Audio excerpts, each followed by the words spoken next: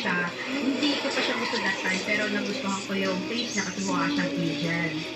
So, inupo namin siya, and then after that, inom-inom lang, parang mag-tropa, magkaibigan. And then after that, umuwi na kami. Tapos kinang sa Dubai. And then yung friend ko nagtanong kung may nag-message daw sa akin. Sabi ko walang nag-message sa akin. Tapos sabi niya, yung pinili mo ba nag-message? Sabi ko, hindi pa nakikitry ko ma-message. So, may-message ko siya. And then after few minutes, nag-reply. And then doon na nag-start yung kwentuhan namin, nagkaibihan kami. And then, nagkwento siya sa buhay niya. And then, naawa naman ako. Tinanong ko sa una kung may girlfriend siya. Sabi niya, wala din siyang girlfriend. Sabi niya, may anak daw siya. So, dami na yung kwento. Very, very, lagi na natuhan. Nagkala lang yung sa kanya, gusto ko siya. Sabi niya, hindi, ayoko na dyan sa girl kasi sukang-suka na daw siya.